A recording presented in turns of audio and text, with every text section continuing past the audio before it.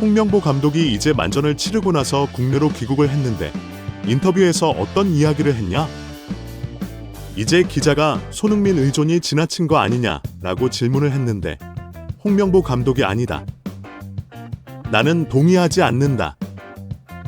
전술적으로 완벽하게 잘한 경기였다라고 대답을 했습니다.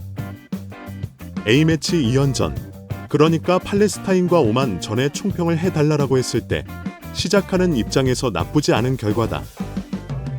팔레스타인전 무승부, 오만 승리가.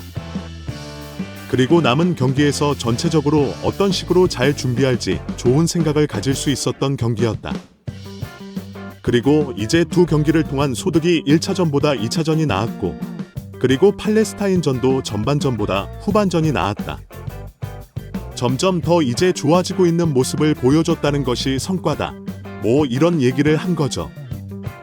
공격에서 손흥민 의존성이 지나치다는 전술적인 지적이 있는데 여러 매치에서 받았던 이야기잖아요. 만전 끝나고 다르게 생각한다. 동의하기 어렵다. 경기 운영을 할 때 경기의 분수령이 되는 그 시점에 전술적인 변화를 줬는데 그 전술 변화가 맞아떨어졌다. 손흥민 의존성이 지나치다는 전술적인 지적에 동의하지 않고 내 전술을 바꿀 생각은 없다. 그리고 전술적으로 충분히 후반전 30분 정도를 남겨두고 완벽하게 잘했다고 생각을 한다. 이 후반전 30분 요게 어떤 거냐면 경기 분수령 시간, 이것을 의미할 거예요. 경기 중에 이제 기억하실지 모르겠는데 어떤 제스처를 했냐면 중간에 이재성 선수를 투입했습니다. 오세훈 선수를 빼고, 그래서 공격 라인에 변화가 있었죠. 황희찬, 이재성, 이강인, 손흥민으로 공격 라인이 바뀌었어요. 그리고 그 장면이 발생한 이후에 이런 전술 변화를 지시합니다. 손가락 3개 교체가 이루어진 다음에 바로 홍명보 감독이 이렇게 세 손가락을 들었거든요. 이게 어떤 변화를 의미하는지는 홍명보 감독과 이제 선수들만 정확하게 알겠지만 추측을 해보면 전술적으로 여러 가지 변화를 지시한 것 같은데 그 중에 포인트가 크게 2개 있습니다.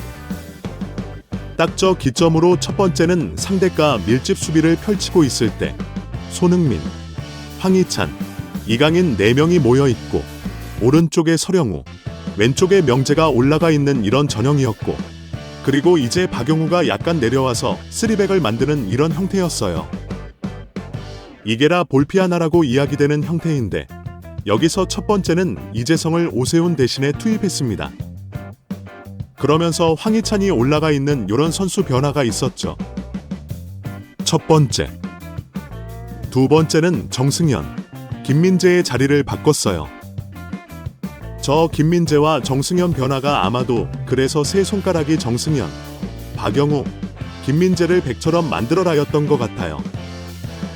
그래서 정승현, 김민재 자리가 저 세 손가락을 든 이후부터 바로 바뀝니다. 김민재가 오른쪽으로 뛰기 시작했어요.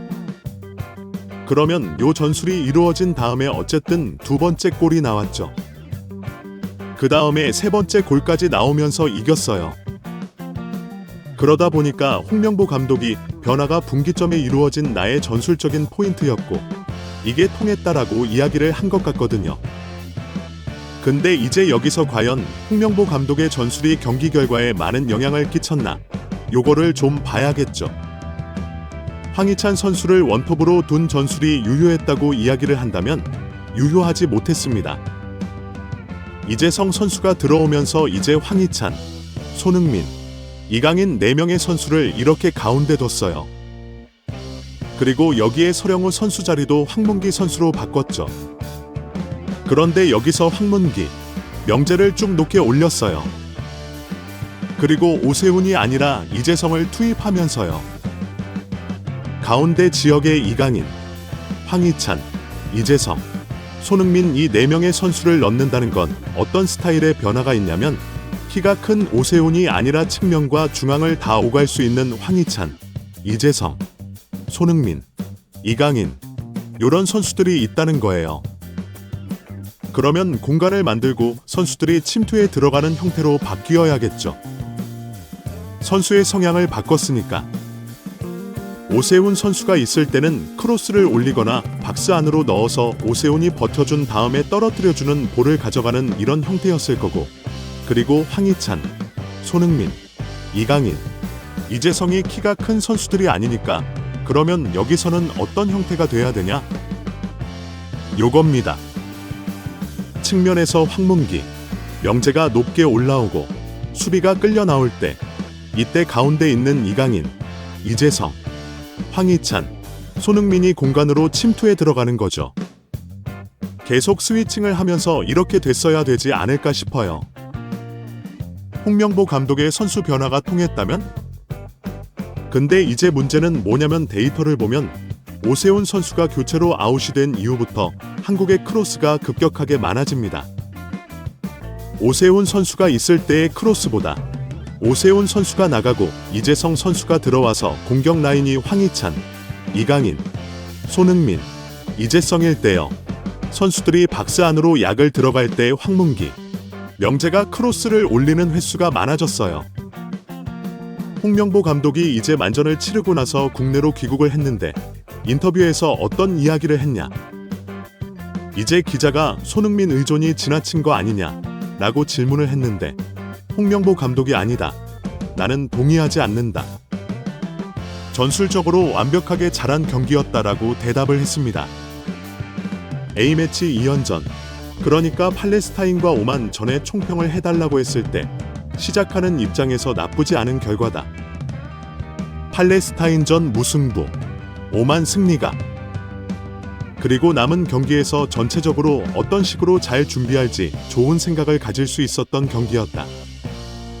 그리고 이제 두 경기를 통한 소득이 1차전보다 2차전이 나았고 팔레스타인전도 전반전보다 후반전이 나았다. 점점 더 좋아지고 있는 모습을 보여줬다는 것이 성과다. 뭐 이런 얘기를 한 거죠. 공격에서 손흥민 의존성이 지나치다는 전술적인 지적이 있는데 여러 매치에서 받았던 이야기잖아요. 만전 끝나고 다르게 생각한다. 동의하기 어렵다. 경기 운영을 할 때 경기의 분수령이 되는 그 시점에 전술적인 변화를 줬는데 그 전술 변화가 맞아떨어졌다. 손흥민 의존성이 지나치다는 전술적인 지적에 동의하지 않고 내 전술을 바꿀 생각은 없다. 그리고 전술적으로 충분히 후반전 30분 정도를 남겨두고 완벽하게 잘했다고 생각을 한다. 이 후반전 30분, 이게 어떤 거냐면 경기 분수령 시간, 이것을 의미할 거예요. 경기 중에 이제 기억하실지 모르겠는데 어떤 제스처를 했냐면 중간에 이재성 선수를 투입했습니다. 오세훈 선수를 빼고, 그래서 공격 라인에 변화가 있었죠. 황희찬, 이재성, 이강인, 손흥민으로 공격 라인이 바뀌었어요. 그리고 그 장면이 발생한 이후에 이런 전술 변화를 지시합니다. 손가락 3개, 교체가 이루어진 다음에 바로 홍명보 감독이 이렇게 세 손가락을 들었거든요. 이게 어떤 변화를 의미하는지는 홍명보 감독과 이제 선수들만 정확하게 알겠지만 추측을 해보면 뭐 전술적으로 여러 가지 변화를 지시한 것 같은데 그 중에 포인트가 크게 2개 있습니다. 딱 그 기점으로 첫 번째는 상대가 밀집 수비를 펼치고 있을 때 손흥민, 황희찬, 이강인 4명이 모여 있고 오른쪽에 서령우, 왼쪽에 이명재가 올라가 있는 이런 전형이었고 그리고 이제 모 박용우가 약간 내려와서 3백을 만드는 이런 형태였어요. 이게 모 라볼피아나라고 이야기가 되는 형태인데 여기서 첫 번째는 이재성을 오세훈 대신에 투입을 했습니다. 그러면서 황희찬이 올라가 있는 이런 선수 변화가 있었죠. 첫 번째. 두 번째는 정승현, 김민재의 자리를 바꿨어요. 저 김민재와 정승현 변화가 아마도 그래서 이 세 손가락이 정승현, 박용우, 김민재를 백처럼 만들어라였던 것 같아요. 그래서 정승현, 김민재 자리가 저 세 손가락을 든 이후부터 바로 바뀝니다. 김민재가 오른쪽으로 뛰기 시작했어요. 그러면 이 전술이 이루어진 다음에 어쨌든 두 번째 골이 나왔죠. 그 다음에 세 번째 골까지 나오면서 이겼어요. 그러다 보니까 홍명보 감독이 변화가 분기점에 이루어진 나의 전술적인 포인트였고 이게 통했다라고 이야기를 한 것 같거든요. 그런데 이제 여기서 과연 홍명보 감독의 전술이 경기 결과에 많은 영향을 끼쳤나? 이거를 좀 봐야겠죠. 황희찬 선수를 원톱으로 둔 전술이 유효했다고 이야기를 한다면 유효하지 못했습니다. 이재성 선수가 들어오면서 이제 황희찬, 손흥민, 이강인 4명의 선수를 이렇게 가운데 뒀어요. 그리고 여기에 이제 모서령우 선수 자리도 황문기 선수로 바꿨죠. 그런데 여기서 황문기, 이명재를 쭉 높게 올렸어요. 그리고 오세훈이 아니라 이재성을 투입하면서요. 가운데 지역에 이강인, 황희찬, 이재성, 손흥민 이 4명의 선수를 넣는다는 건 어떤 스타일의 변화가 있냐면 키가 큰 오세훈이 아니라 측면과 중앙을 다 오갈 수 있는 황희찬, 이재성, 손흥민, 이강인 이런 선수들이 있다는 거예요. 그러면 공간을 만들고 선수들이 침투에 들어가는 형태로 바뀌어야겠죠. 선수의 성향을 바꿨으니까 오세훈 선수가 있을 때는 크로스를 올리거나 박스 안으로 넣어서 오세훈이 버텨준 다음에 떨어뜨려주는 볼을 가져가는 이런 형태였을 거고, 그리고 황희찬, 손흥민, 이강인, 이재성이 키가 큰 선수들이 아니니까 그러면 여기서는 어떤 형태가 돼야 되냐? 이겁니다.